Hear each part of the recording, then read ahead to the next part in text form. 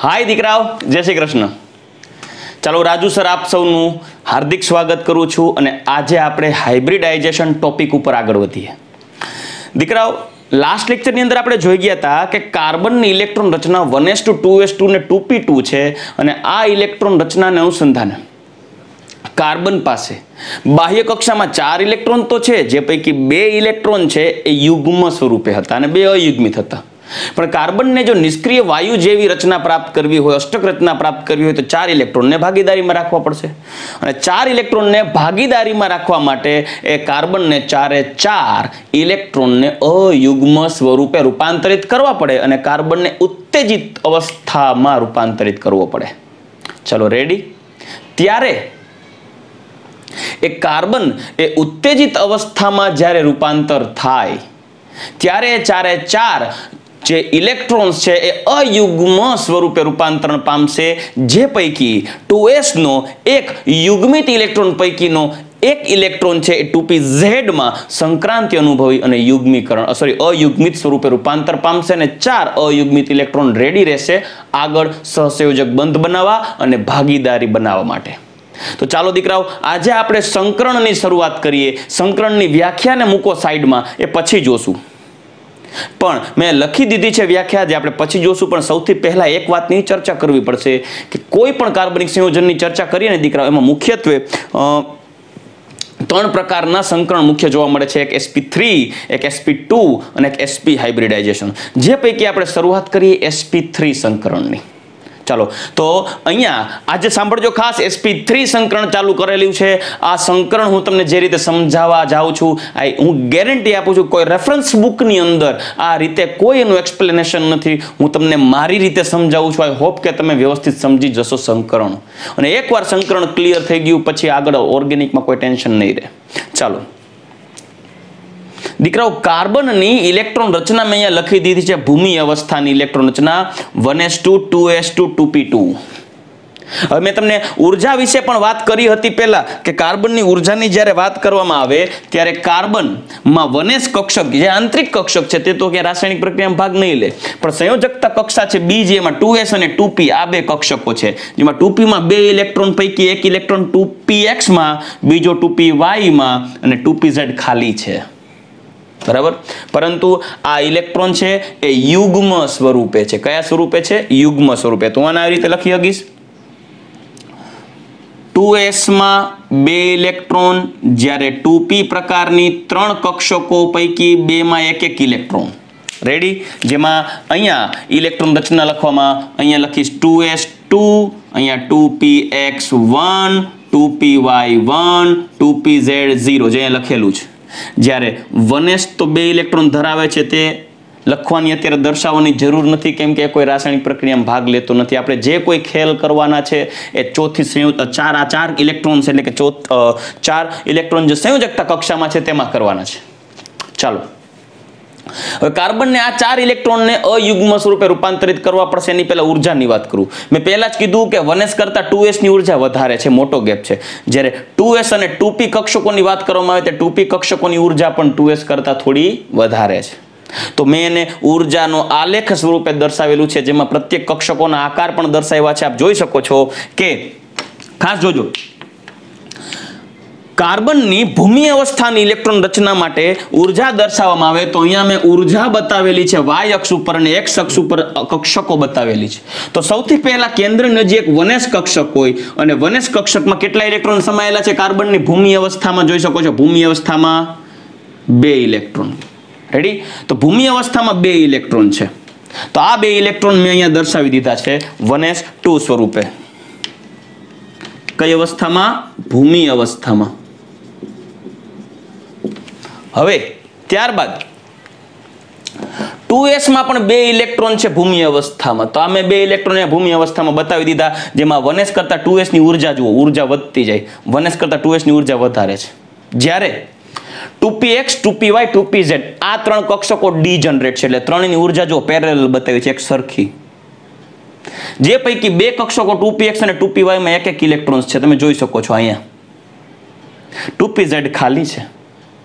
હવે એના ઇલેક્ટ્રોન બતાવ્યા છે, જોઈ શકો છો 1s2 2s2 2px1 2py1. આકાર પણ બતાવેલા છે દીકરાઓ. ભૂમિ અવસ્થામાં ગોળાકાર સ્પેરિકલ શેપ છે. 1s 2s નો પણ સ્પેરિકલ શેપ છે, જ્યારે 2px 2py ને 2pz ના ડમ્બેલ આકાર છે, જેમાં 2px અને 2py એક એક ઇલેક્ટ્રોન ધરાવે છે. પણ આપણે ચર્ચા કરી ગયા કે કાર્બનને 4 સહસંયોજક બંધ બનાવવો હોય ને તો કાર્બનને ફરજિયાત 4 અયુગ્મિત ઇલેક્ટ્રોન કરવા પડશે. એટલે કાર્બનને હવે કામ કરીએ, ઉત્તેજિત કરીએ. તો નેક્સ્ટ પોઈન્ટ, હવે ઉત્તેજિત કરતા કોને? કાર્બનને. ત્યારે કાર્બનની ભૂમિ અવસ્થામાંથી ઉત્તેજિત અવસ્થા, કાર્બનની સ્ટાર કરી દઉં ઉપર, કાર્બનની ઉત્તેજિત અવસ્થા ની ઇલેક્ટ્રોન રચના. ચાલો ઉત્તેજિત અવસ્થાની ઇલેક્ટ્રોન રચના જોઈએ. ત્યારે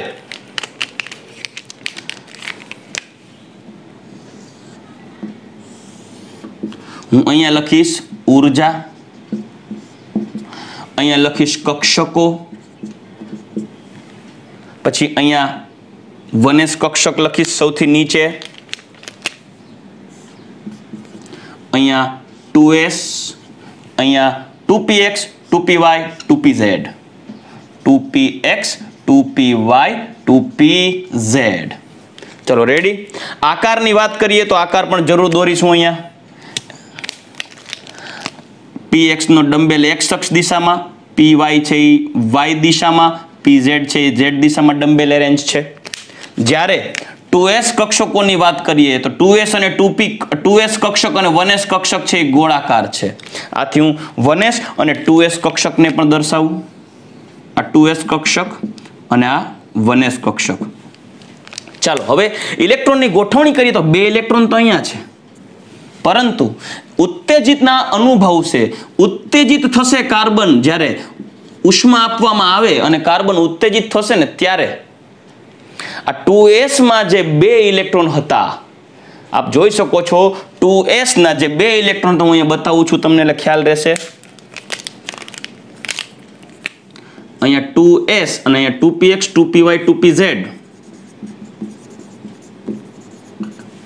2s માં 2 ઇલેક્ટ્રોન્સ હતા જે યુગ્મ સ્વરૂપે, અને 2px 2py માં એક એક અયુગ્મિત હતા. આપણે ચોથો ઇલેક્ટ્રોન અયુગ્મિત જોતો તો ત્યારે શું થશે?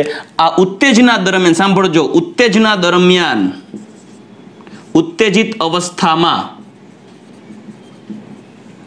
2s માંથી એક ઇલેક્ટ્રોન 2pz માં શિફ્ટ થશે અથવા રૂપાંતરણ પામશે, સ્થાનાંતરણ પામશે,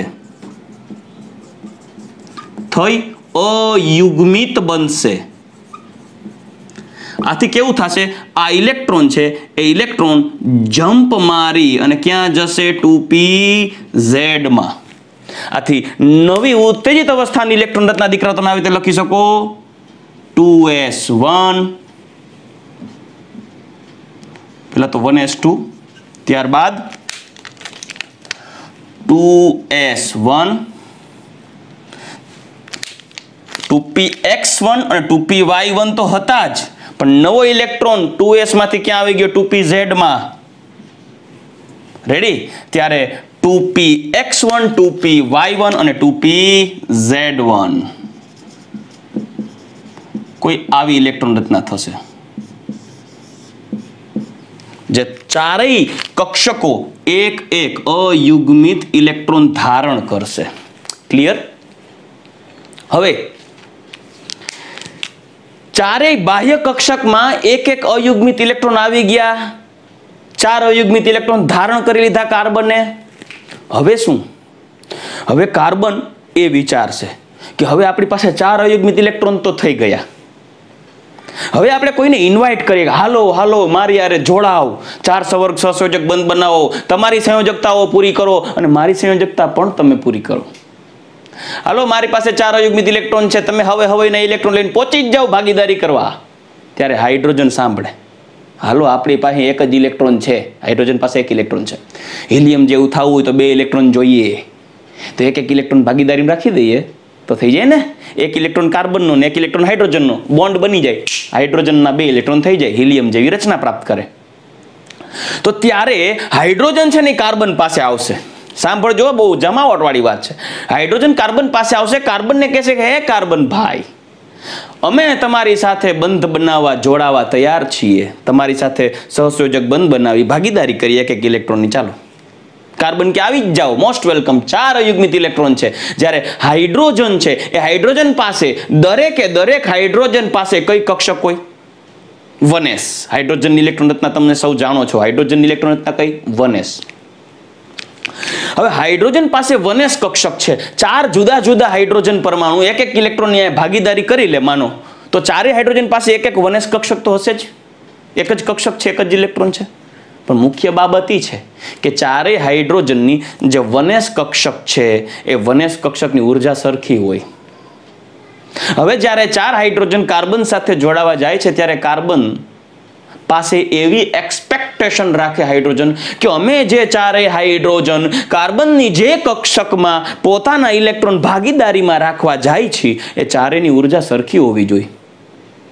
મતલબ અહીંયા તમે જોઈ શકો છો કાર્બનની 4 કક્ષકોની ઉર્જા સરખી નથી. જો આ કાર્બનની એક 2s કક્ષક છે જેની ઉર્જા ઓછી છે, અને 3 2p કક્ષક છે જેની ઉર્જા વધારે છે, અને હાઇડ્રોજનના 4 પરમાણુને અહીંયા ભાગીદારીમાં રાખવા છે તો 3 હાઇડ્રોજન એવું કહેશે ને, એવું થોડી હાલે એક હાઇડ્રોજનની ઓછી ઉર્જામાં અમારે 3ને વધી ઉર્જામાં ઇલેક્ટ્રોન ભાગીદારી કરવાની. આ ભાઈ ધંધો કરવો હોય તો કરો, ભાગીદારી રાખવી તો રાખો. ચારેય કક્ષકોની ઉર્જા સરખી હશે ને તો અમે ચારેય હાઇડ્રોજન ભાગીદારી કરશું, નકર તમે તમારા રસ્તે અમે અમારા રસ્તે. સમજાય છે શું કન્ડિશન હોવી જોઈએ? ખરેખર હાઇડ્રોજન ને કાર્બન વચ્ચે આવું કન્વર્ઝેશન ના થાય, પણ આ એક કોન્સેપ્ટ છે, રિયાલિટી છે કે કાર્બનના કાર્બન સાથે 4 હાઇડ્રોજન પરમાણુ એક ઇલેક્ટ્રોનની ભાગીદારી કરી અને એક સહસંયોજક બંધની રચના ત્યારે જ કરશે કે ચારેય હાઇડ્રોજન એ કાર્બનના 4 કક્ષકો સમાન ઉર્જા ધરાવતી હોય તો જ જોડાશે. મતલબ આ 4 કક્ષકો સાથે હાઇડ્રોજન ત્યારે જ જોડાશે કે આ 4 કક્ષકોની ઉર્જા સરખી હશે. પણ અહીંયા જોઈ શકો છો કાર્બનની 4 કક્ષકોની ઉર્જા સમાન નથી. આથી જ્યારે હાઇડ્રોજન કાર્બન સાથે જોડવા આવતો હશે ને ત્યારે કાર્બન પોતાનામાં કંઈક ચેન્જીસ લઈ આવશે. શા માટે? કેમ કે તેને 4 સહસંયોજક બંધની રચના કરવી છે. આથી હવે એ કાર્બન શું ડિસિઝન કરશે? હવે એક કામ કરો, 2p કક્ષકો છે ને, 2px 2py 2pz, એ ચારેય કક્ષકો પાસેથી ચારેય કક્ષકો નક્કી કરશે. 2s એવું કહેશે કે હું થોડી ઉર્જા વધારું, અને 2px 2py 2pz એની ઉર્જા થોડી ઘટશે. એટલે બે છે ને જેને કહેવાય ને મધ્ય, તો કે 2 દાદરા તું ઉપર ચડ, 2 દાદરા હું નીચે ઉતરું. એટલે એક નવી ઘટના થશે. સાંભળજો, જમાવટવાળો પોઈન્ટ છે. હવે કાર્બનની આ ઉર્જાનો ક્રમ છે. સાંભળજો, અહીંયા કક્ષક. હવે આ 1s માં 2 ઇલેક્ટ્રોન્સ તો એમનેમ છે જ, કેમ કે એ ક્યાં પ્રક્રિયામાં ક્યાંય ભાગ લે છે? એને તો ઘી કેળા જ છે, નિષ્ક્રિય વાયુ જેવી રચના થઈ ગઈ હોય 1s ની. પરંતુ અહીંયા 2s 2px 2py 2pz ની વાત કરીએ ને ત્યારે આ ચારેય કક્ષકો આના કરતા નીચી ઉર્જા અને આના કરતા ઊંચી ઉર્જા, 3 2p કક્ષકો એટલે 2px 2py 2pz ની ઉર્જા થોડી નીચી અને 2s ની કક્ષકની ઉર્જા થોડી વધારે આવશે, અને ચારેય કક્ષકો સમશક્તિત્વ ધારણ કરશે. પણ જ્યારે કક્ષકો સમાન ઉર્જા ધારણ કરશે ને, ચારેય કક્ષકો શું સમાન ઉર્જા ધારણ કરશે ને ત્યારે પોતપોતાના આકાર બદલશે. કેમ કે ડિજનરસી ડેવલપ કરવી પડશે. ચારેય કક્ષકોની ઉર્જા સરખી હોય તો ચારેય કક્ષકોના આકાર સરખા હોવા જોઈએ. આ 3 આકાર ડમ્બેલ ને આનો આકાર સ્ફેરિકલ ગોળ. પણ હવે એ ચારેયની ઉર્જા એક સમાન થઈ ગઈ, ચારેય એક સરખો આકાર ધારણ કરશે. આપણે ઇમેજિન કરીએ કે હવે એનો આકાર કંઈક અલગ આવ્યો, કંઈક નવો આકાર લખીએ. માનો કે આકાર આવો છે,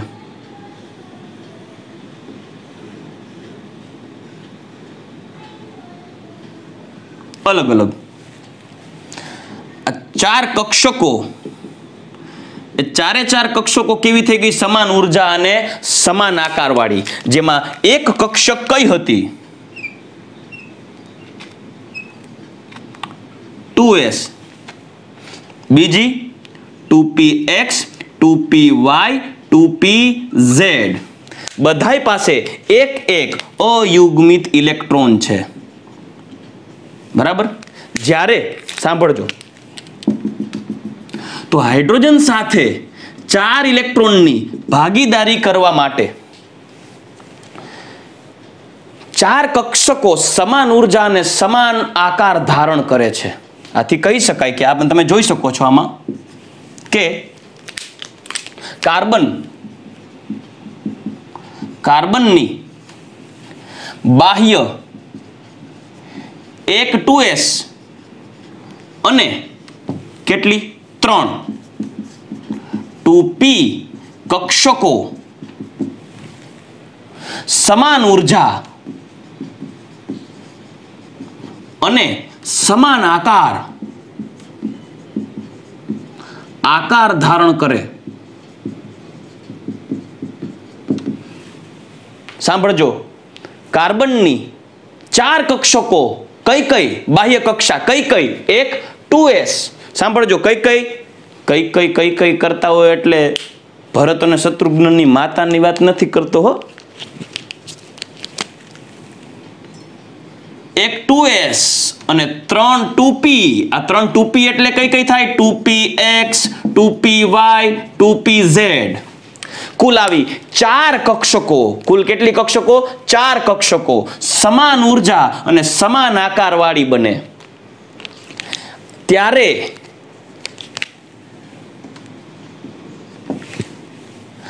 આ ચારેય કક્ષકો ને સંકૃત કક્ષકો કહેવાય દીકરાઓ. સંકૃત કક્ષકો કહે છે. અને આ ઘટનાને sp3 સંકરણ કહેવાય. અને આ ઘટના sp3 સંકરણ કહે છે. દીકરાઓ sp3 વર્ડ સમજો. sp3 એક s, જો એક s અને 1 2 3 3p. આ એક s અને 3p થઈ ગયું sp3 સંકરણ. sp3 સંકરણ મતલબ કે એક બાહ્ય કાર્બન એક બાહ્ય 2s કક્ષક અને 3 2p કક્ષક જ્યારે સમાન ઉર્જા અને સમાન આકાર ધારણ કરે એ જે ઘટના છે એ ઘટનાને sp3 સંકરણ કહેવાય. અને તે ચારેય કક્ષકોને sp3 સંકૃત કક્ષકો કહેવાય. શું કહેવાય? એ ચારેય કક્ષકોને sp3 સંકૃત કક્ષક કહેવાય. એટલે ખાસ ધ્યાનમાં દેજો, આ ચારેય કક્ષકો કઈ થઈ? sp3 સંકૃત કક્ષક. sp3 સંકૃત કક્ષક. આ ઘટનાને sp3 સંકરણ કહે છે. ચલો રેડી. તો આ મુખ્ય મુદ્દો થયો દીકરાઓ sp3 સંકરણનો. તો એનો મતલબ એમ, સંકરણ એટલે શું? આના ઉપરથી વ્યાખ્યા બની ગઈ. કોઈ પણ પરમાણુની, આ કાર્બન પરમાણુ હતો, કોઈ પણ પરમાણુની એક જ કક્ષાની જુદી જુદી કક્ષકો, જો બીજી કક્ષાની જ આ 4 કક્ષકો છે ને 2s અને 2p, કોઈ પણ પરમાણુની એક જ કક્ષાની જુદી જુદી કક્ષકો કે જેમની વચ્ચે ઉર્જાનો તફાવત ઓછો છે. આ બે કક્ષકો વચ્ચે ઉર્જાનો તફાવત ઓછો છે. સાંભળજો, એક જ પરમાણુની કોઈ એક જ કક્ષાની જુદી જુદી કક્ષકો કે જેમની વચ્ચે ઉર્જાનો તફાવત ઓછો છે તેવી એ કક્ષકો જ્યારે સમાન ઉર્જા અને સમાન આકાર ધારણ કરે ને તે ઘટનાને હાઇબ્રિડાઇઝેશન એટલે કે સંકરણ કહેવાય. અને એ કક્ષકોને હાઇબ્રિડ ઓર્બિટલ્સ એટલે કે સંકૃત કક્ષકો કહેવાય. ચલો વ્યાખ્યા હવે જુઓ. કોઈ એક પરમાણુમાં રહેલ કોઈ કક્ષાની જુદી જુદી કક્ષકો વચ્ચે ઉર્જાનો તફાવત ઓછો હોય અને તેવી કક્ષકો જ્યારે સમાન ઉર્જા અને સમાન આકાર વાળી બને તો તેવી કક્ષકોને સંકૃત કક્ષકો કહેવાય. હવે અત્યારે આ 4 sp3 સંકૃત કક્ષકો આપણી પાસે અવેલેબલ છે. પણ દીકરાઓ, આ 4 કક્ષકો સાંભળજો, આપણે એના આકાર વિશે પણ વાત કરવી છે. આ 4 જ્યારે સંકૃત કક્ષકો છે મારી પાસે, એ ચારે ચાર સંકૃત કક્ષકોમાં સમાન ઉર્જા અને સમાન આકાર ધરાવતું મેગ્નેટિક ફિલ્ડ છે. મતલબ કે સમાન ઉર્જા અને સમાન આકાર ધરાવતી કક્ષકો છે, ચાર કક્ષકો કાર્બનની ફરતે. હવે આ ચાર કક્ષકોને આપણે ગોઠવવાની છે દીકરાઓ કેન્દ્રની ફરતે. ચાર કક્ષકોને કઈ સંકૃત કક્ષક sp3 ચાર સંકૃત કક્ષકોને કાર્બનની ફરતે ગોઠવવી છે. દીકરાઓ આ હજી કહું છું, આ ચારે ચાર કક્ષકો છે મેગ્નેટિક ફિલ્ડ છે, ઇલેક્ટ્રોન દ્વારા ડેવલપ થયેલું મેગ્નેટિક ફિલ્ડ છે. આ ચારે ઇલેક્ટ્રોન દ્વારા ઉત્પન્ન થયેલ મેગ્નેટિક ફિલ્ડ છે. અત્યારે ચારેય કક્ષકોની ઉર્જા સરખી છે sp3 સંકરણને કારણે, એટલે કે ચારેય ઇલેક્ટ્રોન છે એ પણ સમાન ઉર્જાવાળા છે. અને એ સમાન ઉર્જાવાળા ઇલેક્ટ્રોન અને પાછું સ્પિન જોવો, બધાનું ભ્રમણ એક સરખું છે. ધારો કે બધાય ક્લોકવાઇઝ ફરે છે અથવા તો બધા એન્ટી ક્લોકવાઇઝ ફરે છે, એટલે બધાયનું ક્લોકવાઇઝ રોટેશન ચારેયનું સરખું હોય તો ચારેય દ્વારા ઉત્પન્ન થતું મેગ્નેટિક ફિલ્ડ પણ સરખું જ હશે. મેગ્નિટ્યુડ એની તીવ્રતા પણ સરખી જ હશે. હવે આ ચારેય કક્ષકો એકબીજાની નજીક હોય ને ત્યારે એકબીજાને અપા કરશે, મતલબ એકબીજાની નજીક રહી ન શકે. પણ આ ચારેય કક્ષકો કાર્બનમાં તો છે. હવે ચારેય કક્ષકો સમાન ઉર્જા અને સમાન આકારવાળી બને છે, તો આ ચારેય કક્ષકો કાર્બનની ફરતે કઈ રીતે ગોઠવાશે હવે એની વાત કરીએ. દીકરાઓ આપણે તો એવી રીતે ગોઠવણી કરવી પડશે ને કે આ ચારેય કક્ષકોને કાર્બનની ફરતે એવી રીતે ગોઠવો કે જેથી આ ચારેય કક્ષકો વચ્ચે ડિસ્ટન્સ એટલે કે અંતર મોટું રહે અને એમની વચ્ચે અપાકર્ષણ ઓછું રહે, ન્યૂનતમ અપાકર્ષણ રહે, તો એ પરમાણુ છે એ સ્થાયીતા પ્રાપ્ત કરશે. ચારે ચાર sp3 સંકૃત કક્ષકને એવી રીતે ગોઠવવાની છે. તો હવે માની લ્યો, એક એક્ઝામ્પલ આપું છું કે આ ચાર સંકૃત કક્ષકો છે. સાંભળજો, ચાર સંકૃત કક્ષકો છે મારી પાસે. એક એક્ઝામ્પલ સ્વરૂપે લઈએ તો આ ચાર સંકૃત કક્ષકો છે, 1 2 3 અને 4. એ ચાર સંકૃત કક્ષકોને ગોઠવવી છે. હવે આ ચાર સંકૃત કક્ષકોને ગોઠવવા માટે કાર્બનની ફરતે મારે કઈ રીતે અરેન્જમેન્ટ કરવું? તો તમે એવું કહેશો સર એકબીજાથી શક્ય હોય એટલા દૂર ગોઠવો. ઓકે, ચલો શક્ય હોય એટલા દૂર ગોઠવીએ. ત્યારે કેવી ઘટના થશે એ વાત કરીએ. જુઓ, સૌથી પહેલા ચાર કક્ષકોમાંથી એક s કક્ષક છે, 3 p કક્ષકો પૈકી 2 p કક્ષક છે, px અને py, એટલે x અને y સમતલમાંથી આવે છે. જ્યારે pz કક્ષક સમતલને લંબ એટલે એરોપ્લેનના ભૂંગરામાંથી આવે, સમતલને લંબ ઉપરથી. મતલબ આ 3 કક્ષકોને આમ ગોઠવો સમતલમાં તો એક કક્ષક સમતલમાં ઉપરથી આવશે. હવે મારે કાર્બનની 4 કક્ષકો છે, સાંભળજો કઈ sp3 સંકૃત કક્ષકો, એક 2s, એક 2px, 2py અને 2pz. આ બધા પાસે એક ઇલેક્ટ્રોન છે. ચારેય કક્ષકો સમાન ઉર્જા અને સમાન આકારવાળી છે. મારે કાર્બનની ફરતેને કેવી રીતે ગોઠવવી? તો માની લ્યો કે કાર્બન કેન્દ્રીય પરમાણુ છે અને કેન્દ્રીય પરમાણુની ફરતે 4 કક્ષકો ગોઠવવી છે, તો એ કઈ રીતે ગોઠવાશે? તો જો પહેલા તો આપણે આ ખરેખર આ વાત છે કે ચારે ચાર કક્ષકો એવી રીતે ગોઠવવી જોઈએ કે જેમની વચ્ચે અપાકર્ષણ ઓછું રહે અને અંતર મહત્તમ રહે. આવું હું નથી કહેતો, એના માટેનો એક સિદ્ધાંત છે, valence shell electron pair રિપલ્શન theory. હા, ઝડપથી બોલી ગયો. ટૂંકમાં કહું, valence shell electron pair રિપલ્શન theory એટલે કે VSEPR થિયરી. સેમેસ્ટર નંબર 1 ધોરણ 11 chapter number 4 chemical bonding and molecular structure. આ ચેપ્ટરની અંદર આપણે એના વિશે વાત કરશું પાછા. VSEPR થિયરી કે જે અણુઓના આકાર નક્કી કરે, કોઈ પણ રાસાયણિક સંયોજન છે એના અણુનો આકાર કેવો છે એ થિયરીને આધારે તમે સમજી શકશો. તો દીકરાઓ આ ચારે ચાર જે સંકૃત કક્ષકો છે એ VSEPR થિયરી એવું કહે છે કે આ ચારે ચાર કક્ષકો દીકરાઓ કાર્બનની ફરતે એવી રીતે ગોઠવાશે, તેના સમશક્તિત્વ અને સમાન ચુંબકીય ક્ષેત્રને કારણે એ ચારે ચાર કક્ષકો એકબીજાથી શક્ય હોય તેટલી દૂર થોડુંક ડિસ્ટન્સ મેન્ટેન કરશે અને ઓછું અપાકર્ષણ રહે એ રીતે ગોઠવાય. તો સાંભળજો, અત્યારે મારી પાસે આ 4 સંકૃત કક્ષકો છે, જે પૈકી આ 4 સંકૃત કક્ષકો પૈકી એક સંકૃત કક્ષક અત્યારે ઉપરથી આવશે અને પછી ગોઠવશું. પહેલા 3 સંકૃત કક્ષકો ગોઠવીએ.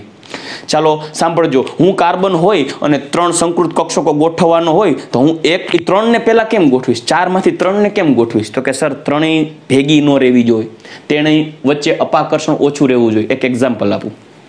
મારી ઘરે પ્રસંગ છે, મારી બેબી છે વૃતિકા, એનો જન્મદિવસ છે માનો, અને મેં કોઈ પાર્ટી રાખેલી છે તો મેં મારા 3 વિદ્યાર્થીઓને બોલાવ્યા, એવું ધારી લ્યો. ત્યારે 3 ગોઠવી, 4 ને મૂકો, 3 ગોઠવી. પહેલા 3 વિદ્યાર્થીઓને બોલાવ્યા, પણ મુદ્દો એ છે અમારા બેટા ત્રણેય એકબીજાને કટ્ટર દુશ્મન છે.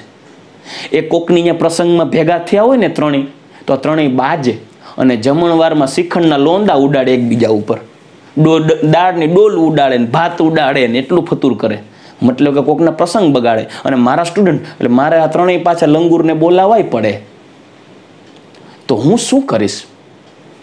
હું મારા પ્રસંગમાં જ્યારે 3ને ઇન્વાઇટ કરીશ અને ત્રણેય પાછા પહોંચી જશે, ત્યારે હું એ ત્રણેયને એવી રીતે ડિસ્ટ્રીબ્યુટ કરીશ કે જેથી એ ત્રણેય વચ્ચેનું અંતર મહત્તમ રહે, એકબીજાથી દૂર રહે, જેથી એકબીજા વચ્ચે અપાકર્ષણ ઓછું થાય. હું શું કરીશ?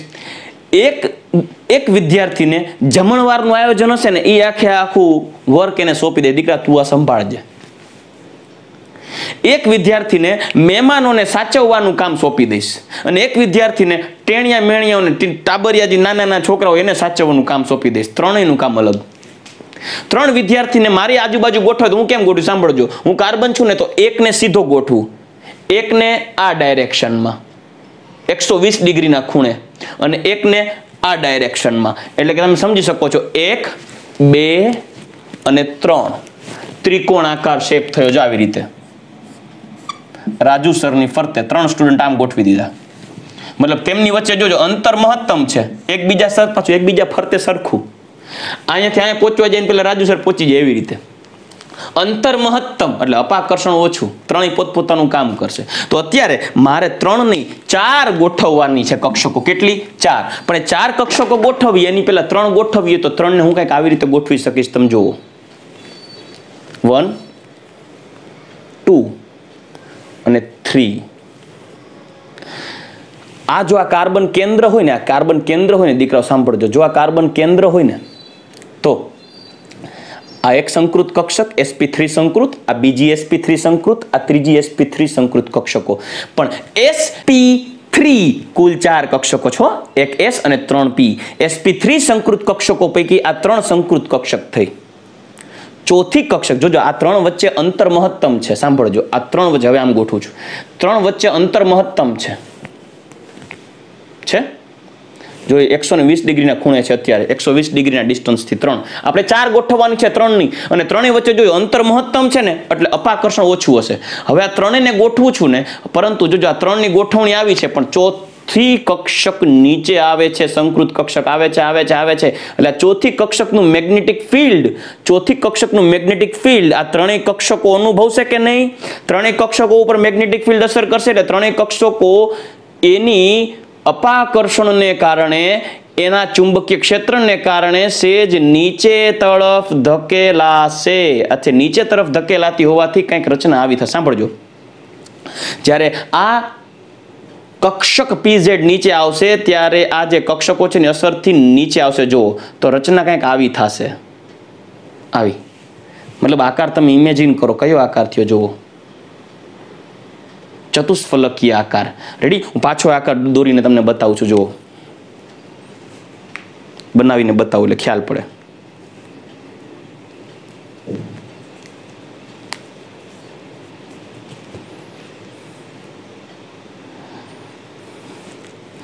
ચલો, આ આકાર જોઈ શકો છો તમે દીકરાઓ.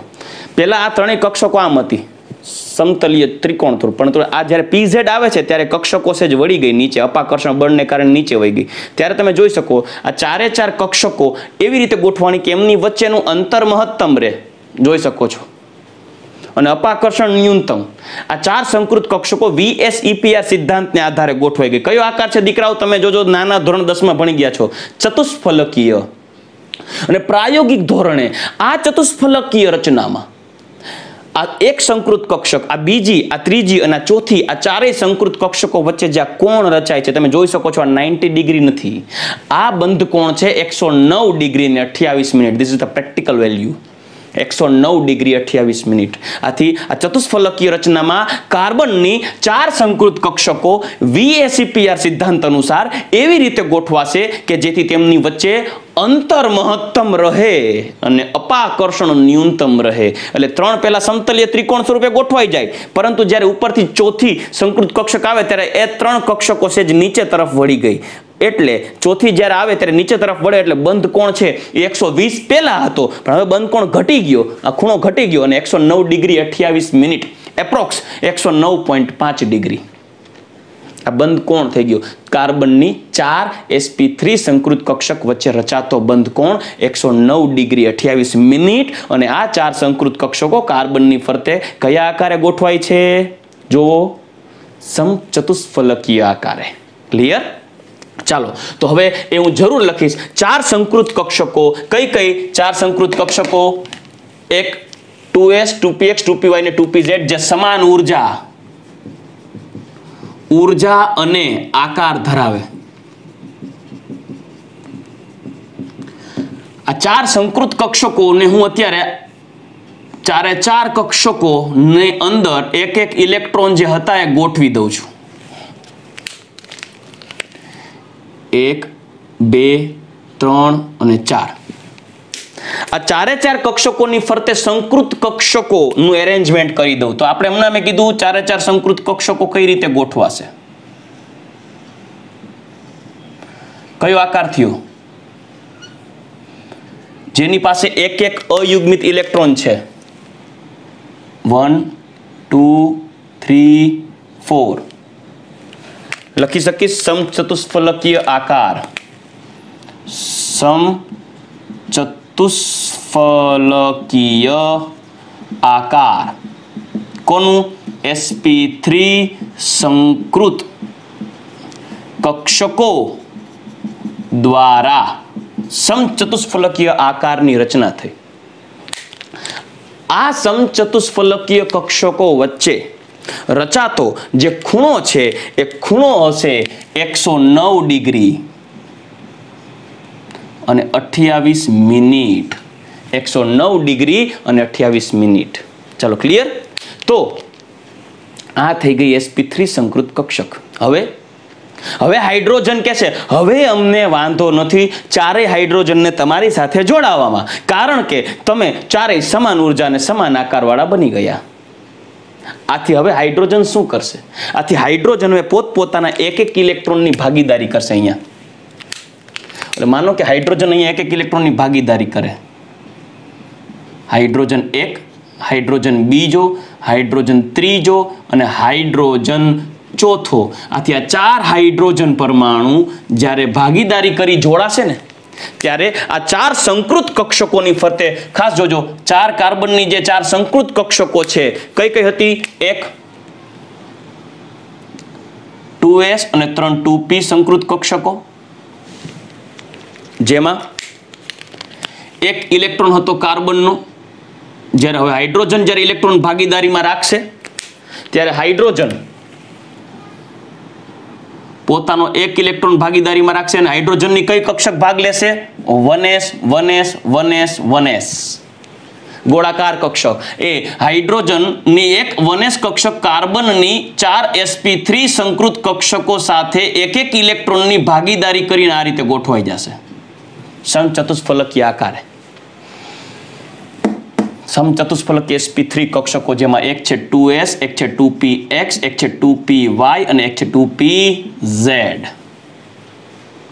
આથી આ જે કક્ષક હાઇડ્રોજન સાથે ઓવરલેપ થાય છે ત્યારે જે અણુની રચના થઈ એ તમે જોઈ શકો છો. કાર્બનની ફરતે 4 હાઇડ્રોજન પરમાણુ ગોઠવાઈ ગયા. કયા આકારે? સમચતુષ્ફલકીય આકારે. અને રચના કઈ થઈ જુઓ? CH4 મિથેન અણુનો આકાર કયો? સમચતુષ્ફલકીય ટેટ્રાહેડ્રલ સમચતુષ્ફલકીય. જેમાં આ મિથેનમાં બંધ કોણ 109 ડિગ્રી અને 28 મિનિટ છે અને બંધ લંબાઈ કાર્બન અને હાઇડ્રોજન વચ્ચે જે ડિસ્ટન્સ છે આ તમે જોઈ શકો છો, એક હાઇડ્રોજન, બીજો હાઇડ્રોજન, ત્રીજો હાઇડ્રોજન, ચોથો હાઇડ્રોજન, આ ચારે ચાર હાઇડ્રોજન વચ્ચે જે ડિસ્ટન્સ છે એ ડિસ્ટન્સ છે 112 પાઇકોમીટર. 112 પાઇકોમીટર. મતલબ આ મિથેનની રચના એ sp3 સંકરણને કારણે થઈ. ચાલો રેડી. તો હવે નેક્સ્ટ લેક્ચરની અંદર આપણે આ sp3 સંકરણને કારણે રચાતા આલ્કેન સંયોજન વિશે વાત કરશું અને sp2 સંકરણ ઉપર આગળ વધશું. દીકરાઓ, આપણે આ sp3 સંકરણ જોઈ ગયા અને sp3 સંકરણને કારણે 4 સંકૃત કક્ષકો સમાન ઉર્જા અને સમાન આકારવાળી બને અને આ ચારે 4 સંકૃત કક્ષકો દ્વારા સમચતુષ્ફલકીય આકાર ધારણ થાય અને 4 હાઇડ્રોજન સાથે એક ઇલેક્ટ્રોનની ભાગીદારી કરી 4 સહસંયોજક બંધની રચના કરશે. ક્લિયર? હવે આપણે નેક્સ્ટ લેક્ચરની અંદર આ જ 4 સંકૃત કક્ષકો એકબીજા સાથે બીજા કાર્બન સાથે કઈ રીતે જોડાશે, કેવી રીતે આલ્કેન સંયોજનની રચના થશે, કઈને સિગ્મા બંધ કહેવાય, કઈને પાઈ બંધ કહેવાય, બંધ લંબાઈ અને બંધ કોણના કોન્સેપ્ટ આગળ વધારી અને sp2 હાઇબ્રિડાઇઝેશનને આગળ વધારશું. ચાલો, આઈ હોપ દીકરાઓ કે હું તમને sp3 સંકરણ સમજવામાં સફળ રહ્યો હોઈશ. આપ સૌને આજનો આ ટોપિક કેવો લાગ્યો, લેક્ચર કેવો લાગ્યો એના કમેન્ટ્સ જરૂર કમેન્ટ્સ બોક્સમાં આપજો. રેડી? અને વિડીયો ગમે તો લાઈક કરજો અને શેર પણ કરજો. ચાલો ready? So okay, good bye, take care, જય શ્રી કૃષ્ણ.